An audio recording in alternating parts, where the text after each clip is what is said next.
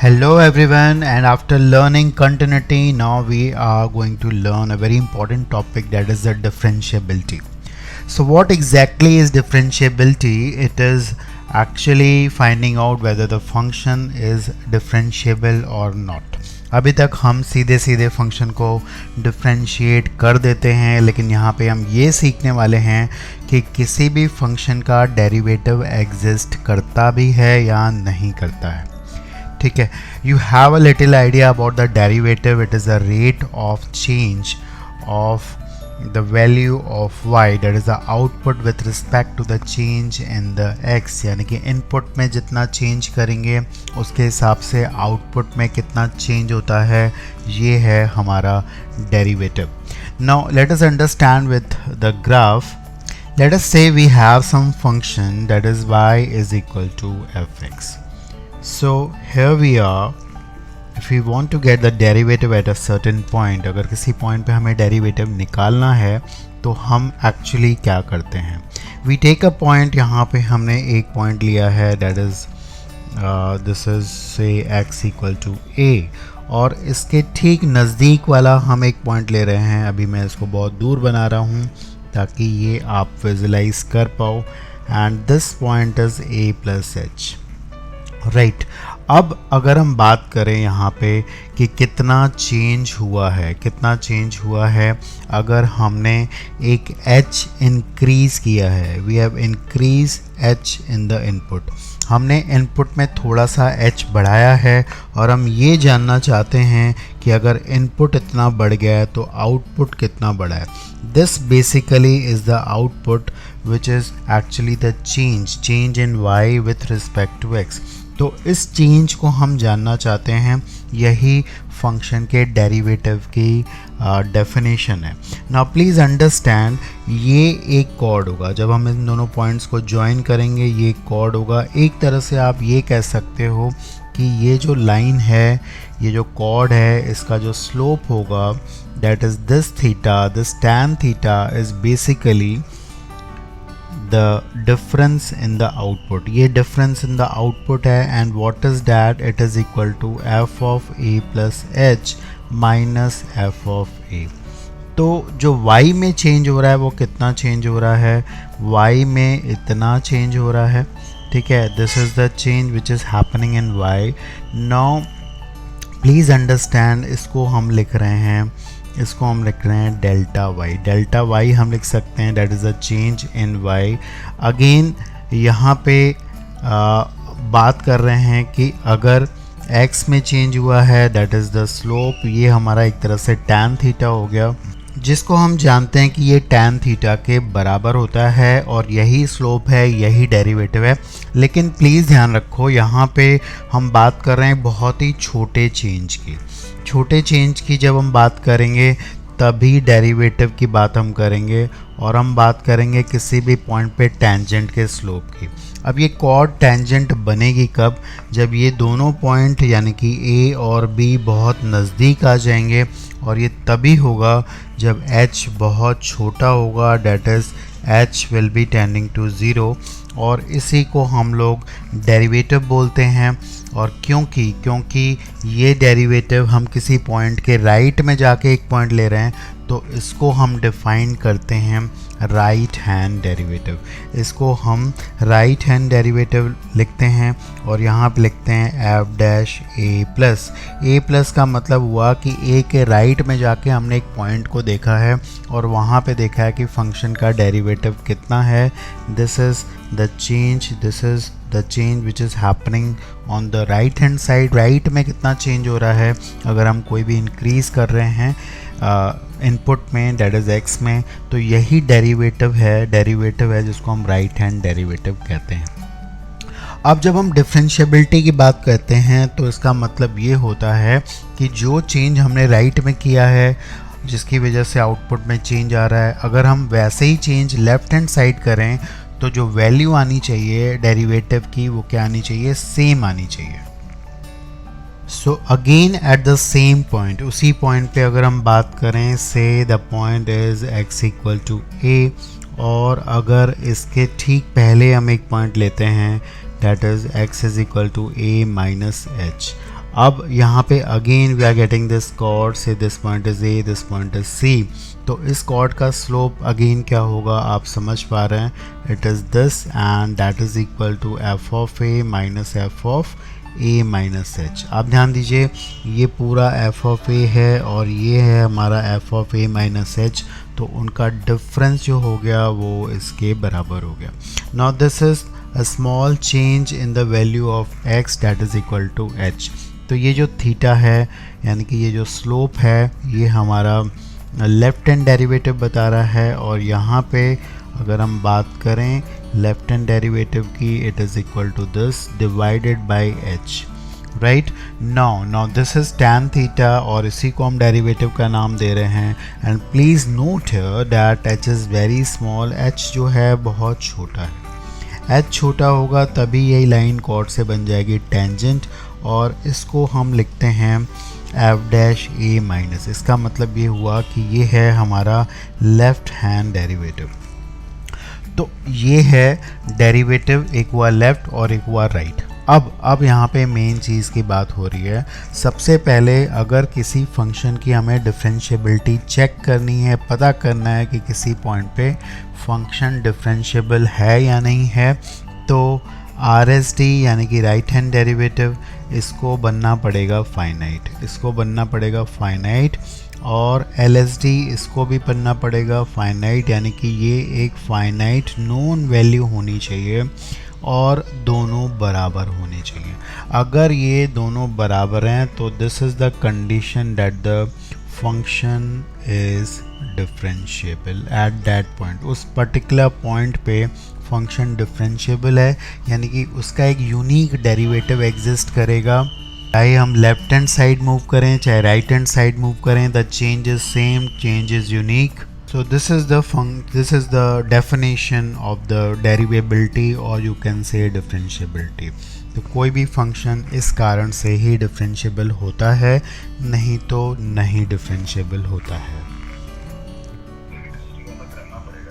So precisely now we know that that for a function to be differentiable that should be a unique tangent at a particular point। किसी भी point पे एक unique, यानी कि unique का मतलब ये हुआ कि एक ही टेंजेंट हम ड्रॉ करें, चाहे वो लेफ्ट हैंड साइड देखें चाहे राइट हैंड साइड देखें, एक यूनिक टेंजेंट होनी चाहिए जिसका स्लोप जो होना चाहिए वो फाइनाइट होना चाहिए।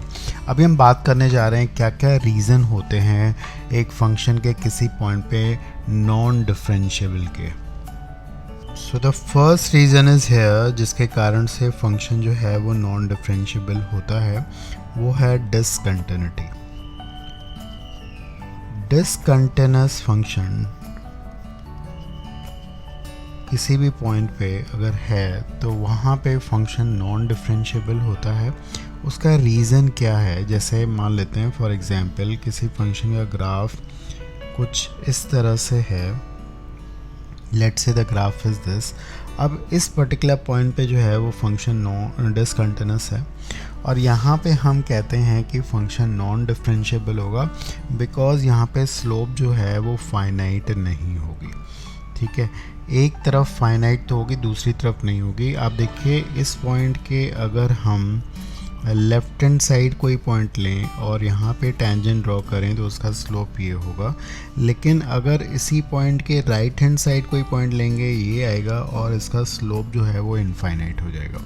तो इसके कारण हम कह रहे हैं कि एक भी, चाहे तो LSD या RSD, एक भी इनफाइनाइट आ जाए, डैट मीन्स फाइनाइट ना हो।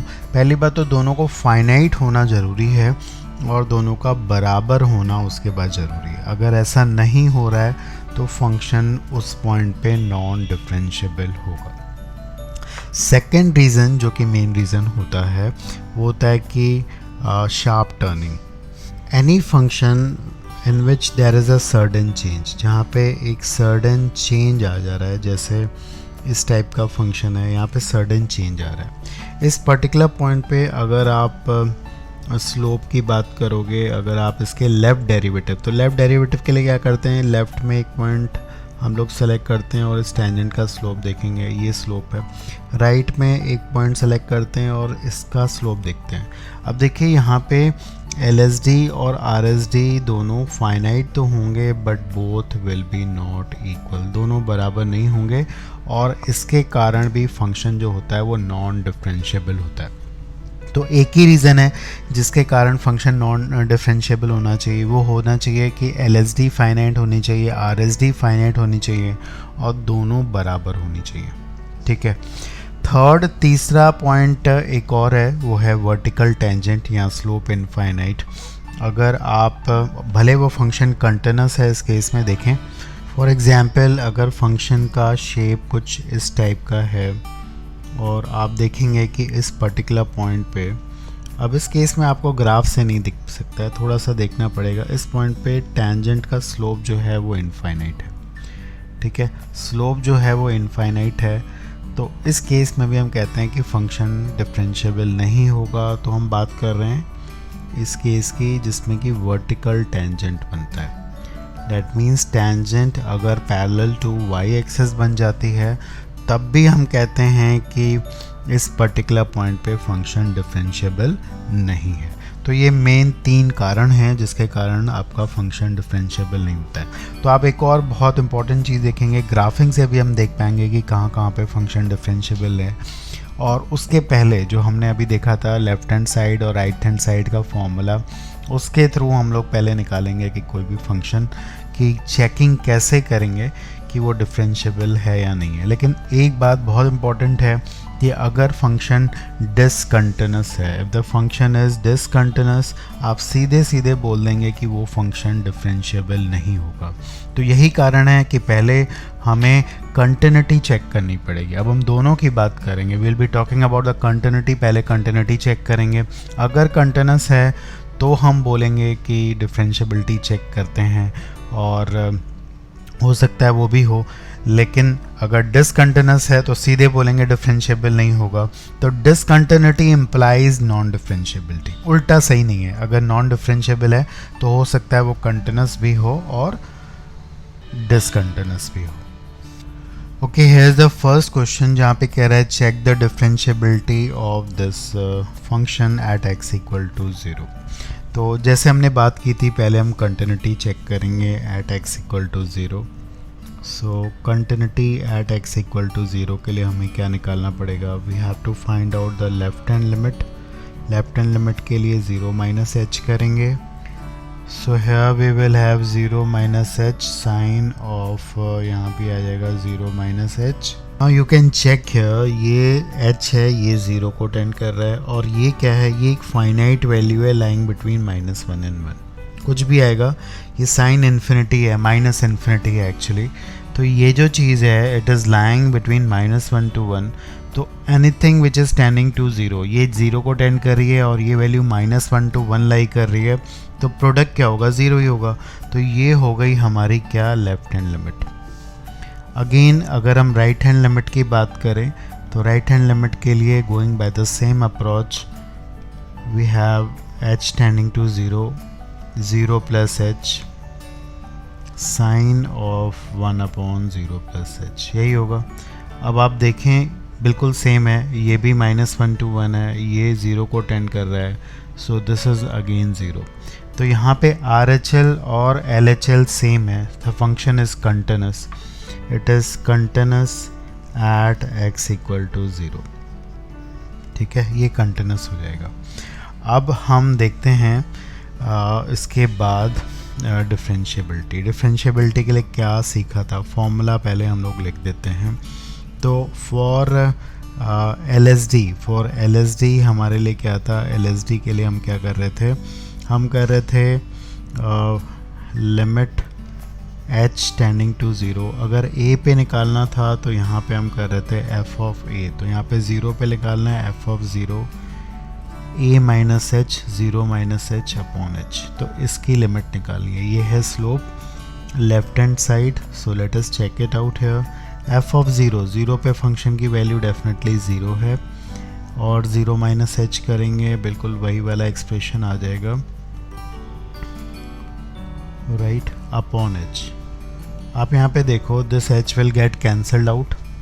अब इसकी अगर लिमिट निकालें, this is sine of 1/h, इसकी लिमिट हम निकालें तो लिमिट तो फाइनाइट होगी बट क्या होगी हमें नहीं पता, तो ये डिफाइंड नहीं होगा, ये एक्चुअली हमें पता नहीं है, तो इसलिए LSD हमारे पास नॉट डिफाइंड है, हमें नहीं पता है क्या डिफाइंड होगा, ये इसकी वैल्यू क्या होगी।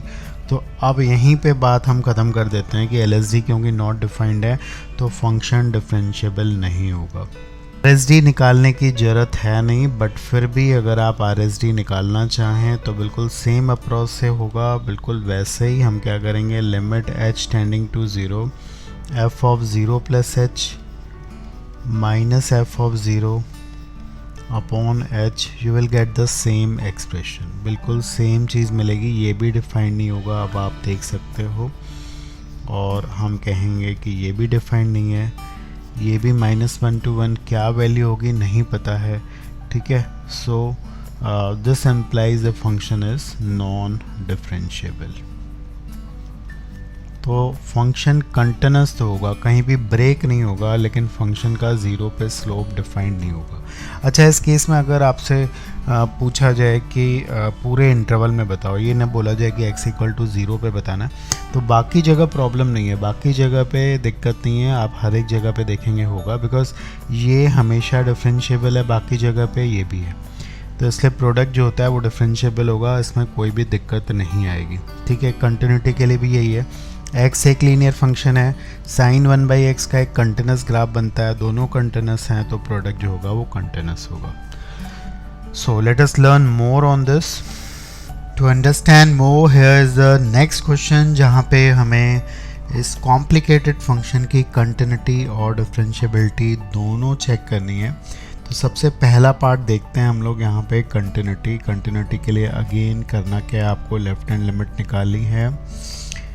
तो लेफ्ट हैंड लिमिट के लिए करते हैं हम 0 में से h सब्ट्रैक्ट और लिख देते हैं x की जगह 0 माइनस h। अच्छा, आप फंक्शन को सिंप्लीफाई भी कर सकते थे पहले, अगर आप इस फंक्शन को सिंप्लीफाई करेंगे तो फंक्शन में यहाँ पे e रेस पर 2/x आ जाएगा, 2/x, और x की जगह 0 माइनस h, यहाँ पे -1, और यहाँ भी हमारे पास 2/x आ जाएगा, तो x की जगह 0 माइनस h, ये चीज़। Now you can see it clearly, बहुत आसानी से आप देख पाएंगे कि ये e रेस पर -इन्फिनिटी है और ये भी e रेस पर -इन्फिनिटी है, जो कि 0 होता है। माइनस के कारण देखो 2/h, h बहुत स्मॉल होता है तो ये इन्फाइनाइट को टेंड करेगा, लेकिन माइनस होने के कारण क्या होगा, ये -इन्फिनिटी हो जाएगा, जिसकी वजह से ये 0 हो जाएगा। तो यहाँ पे हमारे पास आ जाएगा -1, और ये 0 को टेंड कर रहा है, h is very small, so definitely it is 0। इसी तरह से हम निकाल लेते हैं यहाँ पे राइट हैंड लिमिट में क्या होगा, RHL करेंगे, इसमें भी सेम अप्रोच है, 0 प्लस h, और यहाँ पे आएगा 2/h -1, यहाँ भी आएगा 2/h प्लस 1, ये हो जाएगा हमारा इन्फिनिटी। तो ये इन्फिनिटी बाई इन्फिनिटी फॉर्म हो जाएगा, और उसमें पता है आप इन्फिनिटी वाले फैक्टर से डिवाइड कर दोगे तो ये 1 को टेंड करेगा, देख सकते हो दैट दिस विल बिकम 0, ये भी 0 हो जाएगा, ये 1 को टेंड करेगा, और ये फिर 0 है, तो 0 × 1 ये 0 हो जाएगा। फंक्शन की वैल्यू भी 0 पे 0 है, तो इसका मतलब ये हो गया कि फंक्शन जो है वो कंटिन्यूस है। So function is continuous. Now when we are talking about the differentiability, उसके लिए चलो देखते हैं LSD पहले, what is left hand derivative. तो उसके लिए हम क्या करें, हमें पता है h टेंडिंग टू 0, हमारा ये फॉर्मूला लगेगा f of 0 minus f of 0 minus h upon h, ठीक है। गोइंग फर्दर, f ऑफ 0 0 है, 0 माइनस h यहाँ से आ जाएगा हमारे पास, e रेस पर -2/h, actually plus 2/h, -1 upon e raise पर 2/h प्लस 1, नीचे भी h आएगा जिसकी वजह से ये h कटेगा, ध्यान दो। और अब आप देख पाएंगे कि ये हो गया हमारा कितना। अच्छा, हमने लेफ्ट हैंड लिमिट निकाली थी, एक थोड़ी सी मिस्टेक है, प्लीज़ ध्यान दीजिए। यहाँ पे 0 माइनस एच के कारण यहाँ पे माइनस आएगा और यहाँ भी माइनस आएगा, तो ये ई रेस पर माइनस इन्फिनिटी 0 को टेंड करेगा, तो हमारी लिमिट यहाँ पे आ जाएगी -1, राइट। ये माइनस माइनस प्लस हो जाएगा और यहाँ पे -1 आ जाएगा। So moving to the R H T, right hand derivative को देखते हैं।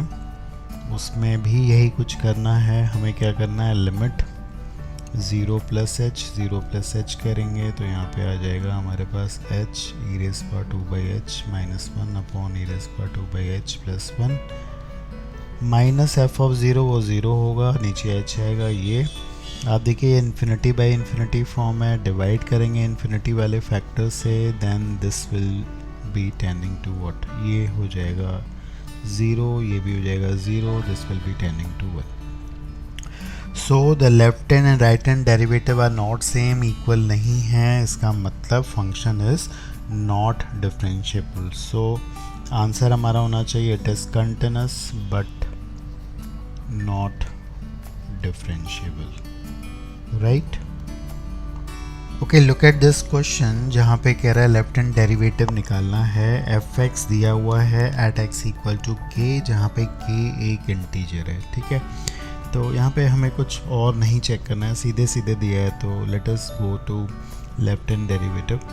तो करना क्या होगा उसके लिए, आपको जैसे हमने पहले बात की थी कि x की जगह हमें k माइनस एच रखना है, क्योंकि k में से थोड़ा सा h हमें सब्ट्रैक्ट करना पड़ेगा।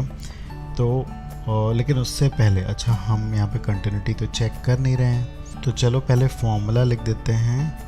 क्या था हमारा फॉर्मूला था कि अगर हमें k पे निकालनी है तो f of k minus F of k minus H upon H, ठीक है। तो f ऑफ k क्या होगा, k पे फंक्शन की वैल्यू, k अगर इंटीजर रखोगे यहाँ पे तो साइन पाई का मल्टीपल हो जाएगा और साइन बाई के मल्टीपल पे 0 वैल्यू देता है, तो f ऑफ k जो हो जाएगा हमारा 0 हो जाएगा। अब यहाँ पे हम रखने जा रहे हैं k माइनस एच, यहाँ भी रखेंगे k माइनस एच, ठीक है। अब हमारा आगे बढ़ेगा, ये कैसे देखते हैं, नीचे आ गया हमारे पास h, अगेन देखें लिमिट क्या आ रही है, लेट अस सी। अच्छा, ये एंगल क्या हो गया, अब ज़रा इसी को ध्यान से देखना, ये आ गया पाई इंटू के माइनस पाई एच।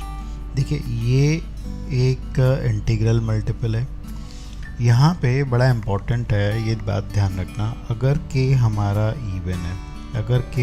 इवन है तो ये एंगल जो है फोर्थ क्वाड्रेंट में ख़त्म होगा, और k अगर हमारा ऑड है तो ये एंगल सेकंड क्वाड्रेंट में आएगा। इसका मतलब कि साइन पाई माइनस थीटा जो होता है वो तो पॉजिटिव होता है, लेकिन sine 2 pi minus theta negative होता है।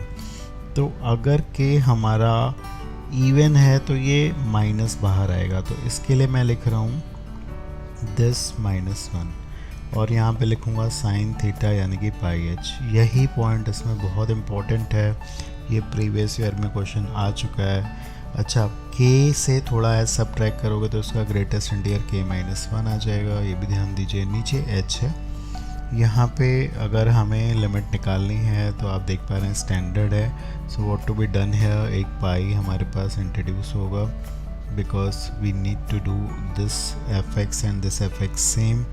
अब हमारे पास ये 1 हो जाएगा sine F X by F X and this is the answer for us. ये हमारे पास आंसर आ जाएगा k -1 into pi -1 raise to the power k। एक माइनस यहाँ से ऐड अप हो जाएगा यहाँ पे, तो -1 रेज पर k आ जाएगा, ठीक है। तो बिल्कुल बेसिक को इंटैक्ट रखेंगे तो things will be much much much easier. Here's another question and actually a very learning question, आपको इससे कुछ कॉन्सेप्ट्स और क्लियर होंगे। यहाँ पे हमें कंटिन्यूटी और डिफरेंशिएबिलिटी चेक करनी है दो ऐसे फंक्शंस की जो एक्चुअली डिसकंटिन्यूस होते हैं और डेफिनेटली इंटीग्रल पॉइंट पे नॉन डिफरेंशिएबल भी होते हैं। ये है ग्रेटेस्ट इंटीजर है और ये actually root of fractional part है। ठीक है, इसको हम ऐसे भी लिख सकते हैं। तो दोनों ही के दोनों फंक्शन जो हैं वो डिसकंटिन्यूस हैं और नॉन डिफरेंशिएबल भी हैं। तो हम एक इम्पॉर्टेंट कॉन्सेप्ट को समझने वाले हैं कि अगर दो फंक्शंस डिसकंटिन्यूस होते हैं तो उनका सम क्या होता है। फिर मैं आपको कुछ इम्पॉर्टेंट रिजल्ट्स दूंगा। सबसे पहले ये बात हो जाए कि हम चेक कहाँ पे करेंगे। डेफिनेटली हम तो चेक करेंगे इंटीग्रल वैल्यूज़ पे ही। तो सबसे पहले चलो एक कोई integer x equal to k ले लेते हैं और उस पे देखते हैं व्हाट इज़ LHL यानी कि left hand limit and what is RHL। तो मैं पहले लेफ्ट हैंड लिमिट कैलकुलेट करने जा रहा हूँ। So look what we have to do, हमें k में से h सब्ट्रैक्ट करना पड़ेगा। यहाँ भी हम करेंगे और यहाँ भी। आप देखो अगर k कोई इंटीजर है उसमें से छोटी क्वांटिटी अगर सब्ट्रैक्ट करोगे तो क्या आएगा यहाँ पे आ जाएगा k minus 1। here we will have also k minus 1, h tending to 0 है। तो आप देख पा रहे हो कि this is actually k। Again going with the right hand limit की बात करें अगर, तो उसमें हमें h को क्या करना होगा, ऐड अप करना होगा। So it is k plus h और यहाँ भी आ जाएगा k plus h and this is also k plus h। अब ये इसका ग्रेटेस्ट इंटीजर तो k ही होगा। k में थोड़ा सा h ऐड करोगे बढ़ाओगे तो k ही आएगा, यहाँ पे k आएगा, ये भी k आएगा। अब देखिए ये भी k आ रहा है। इसका मतलब लेफ्ट हैंड लिमिट और राइट हैंड लिमिट सेम है। अच्छा अगर वैल्यू ऑफ द फंक्शन देखें तो क्या आएगी, वो भी k के बराबर ही आएगी। जस्ट चेक इट आउट है। दैट मीन्स दो डिसकंटिन्यूस फंक्शन का सम कंटिन्यूस है। This fx is continuous, fx is continuous, right? Now we are going to see the differentiability.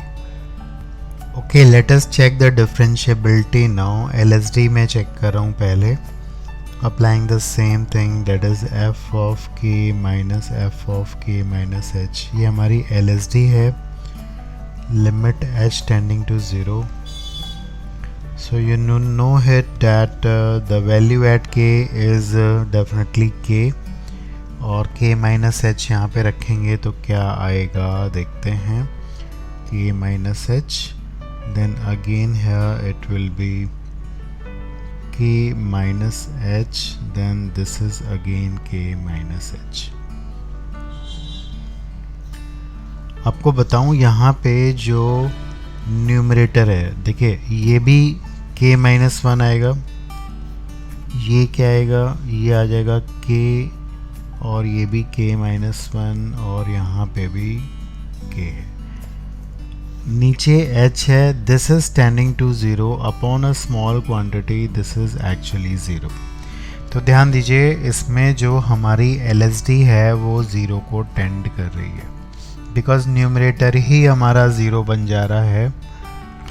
Now let us check the differentiability. तो सबसे पहले हम लोग check करेंगे LHT, राइट? तो उसका फॉर्मूला फिर से हम लिखते हैं, क्या है हमारा फॉर्मूला। अगर हमें k पे चेक करनी है तो it is f of k minus f of k minus h upon h and limit h is tending to 0। So here we are, what is f of k? k की value, function की value k पे k ही है।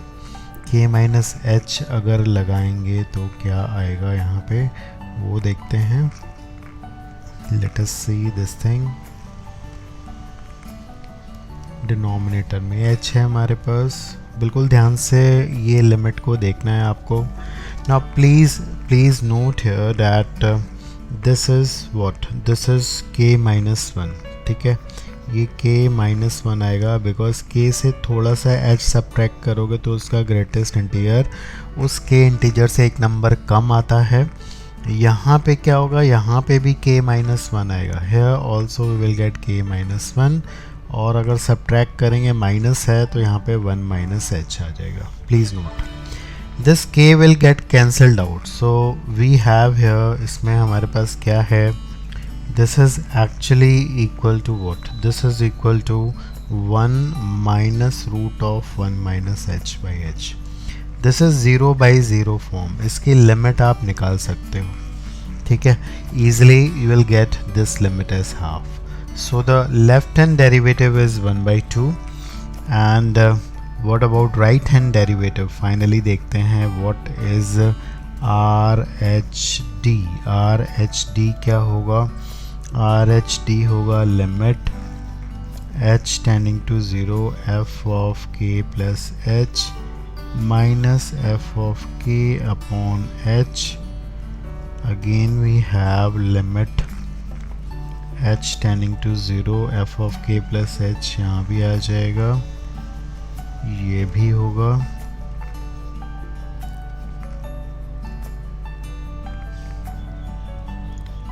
And the value at k is again k and here we have h.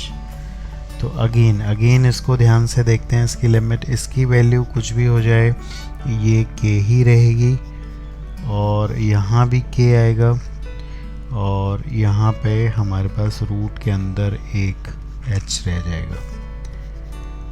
This is gone, right. This is also gone, and this is 1 by root h. h is tending to 0. So this will tend to what? ये infinity को tend करेगा. तो यहाँ पे RSD जो है वो infinite है. इसका मतलब फंक्शन जो है वो डिफरेंशिएबल नहीं है. फंक्शन डिफरेंशिएबल नहीं है, तो फंक्शन कंटिन्यूस है, डिफरेंशिएबल नहीं है. पूरी कहानी ज़रा समझते हैं, बिकॉज़ ये क्वेश्चन हमारे लिए बहुत ही ज़्यादा अहम है. इसके पूरे फैक्ट्स को अगर हम रिकलेक्ट करें तो ज़रा देखें यहाँ पे हमने क्या निकाला है. So we had two function. यहाँ पे जो फंक्शन हमें दिया था वो दो फंक्शंस का कॉम्बिनेशन था.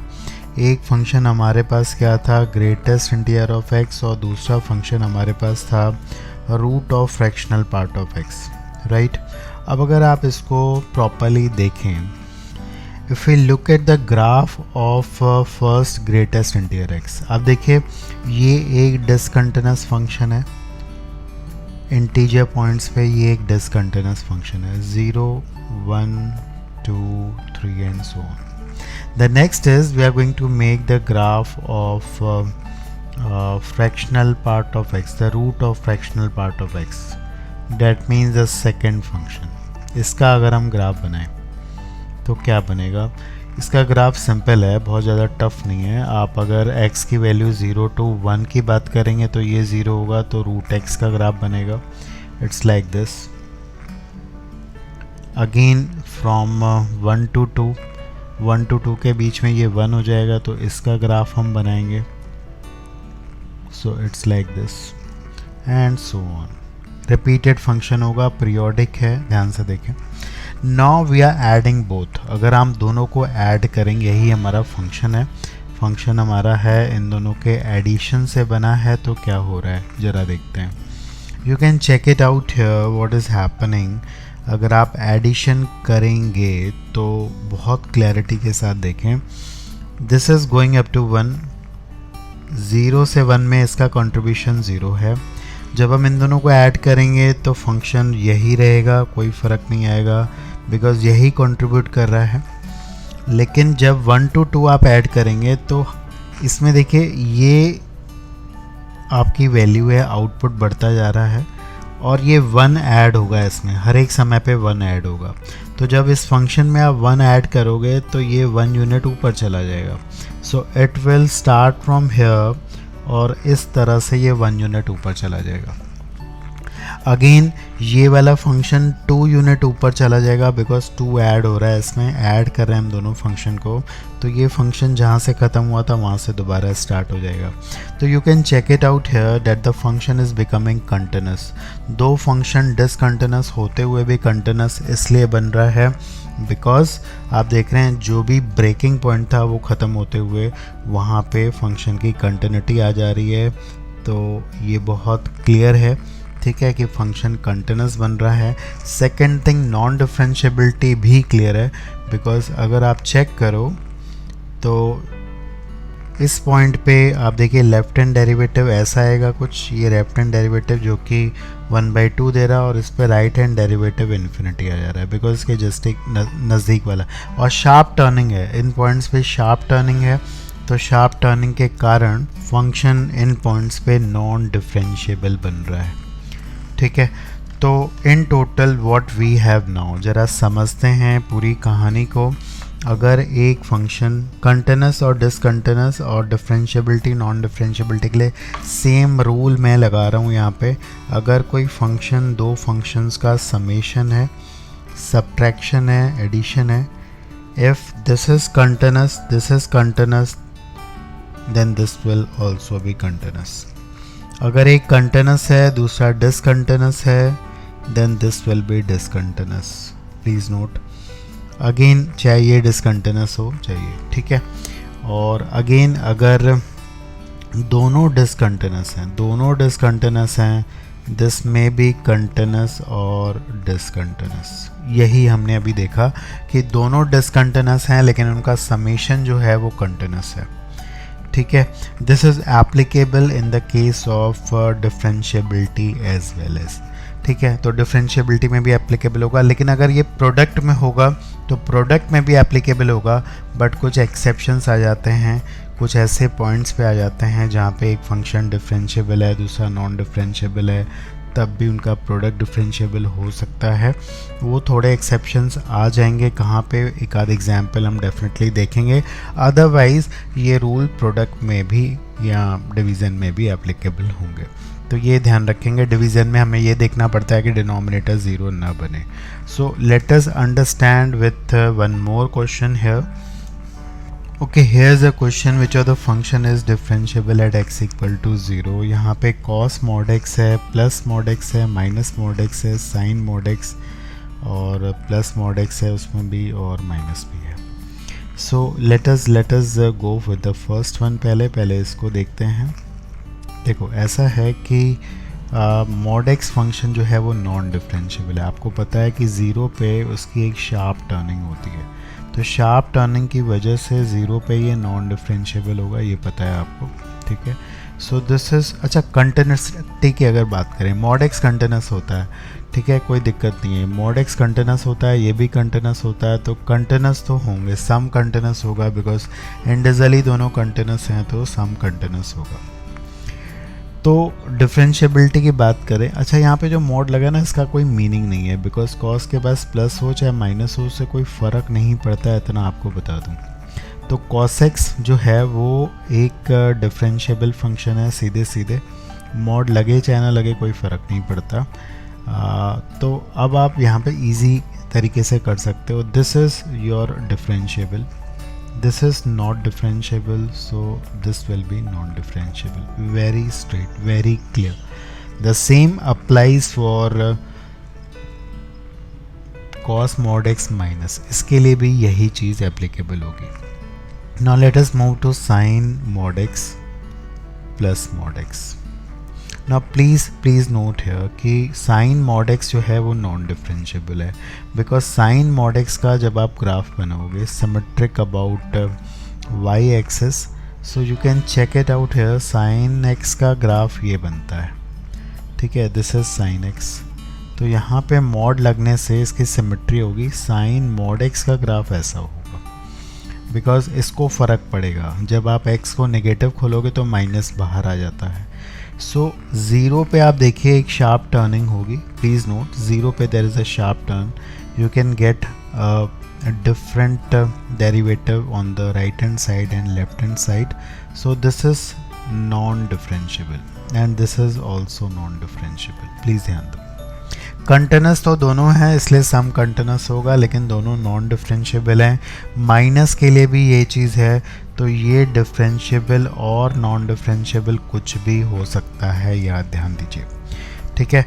तो अब हम देखते हैं कि ये डिफरेंशिएबल है या नहीं है। अब इसके लिए एक और आप इम्पॉर्टेंट पॉइंट को यहाँ पे सीखने वाले हैं कि आप सिंपली डिफरेंशिएट भी कर सकते हो। अगर फंक्शन कॉम्प्लिकेटेड नहीं है, सीधे आप इसको ओपन करके, जैसे यहाँ पे अगर हम साइन की बात करें, sine mod x plus mod x की बात करें फॉर x ग्रेटर देन 0, मैं इसको दोनों को पॉजिटिव साइन के साथ खोलूँगा, and for x less than 0 ये नेगेटिव के साथ खुलेंगे, 0 आप किसी में भी इंक्लूड कर दें। नाउ अगर मुझे राइट हैंड इसका डेरिवेटिव निकालना है तो I will differentiate this straight away by putting x equal to 0, ये आपको 2 देगा, ध्यान दो। इसी तरह मैं इसको भी डिफरेंशिएट कर दूंगा by putting x equal to 0, ये -2 देगा। This is what, this is RHT, ऐसे भी कर सकते हैं, ये है LHT। तो सीधे अगर फंक्शन आपका है मॉड वॉट हट जाता है तो आप सीधे डिफरेंशिएट करके भी LHD और RHD चेक कर सकते हो।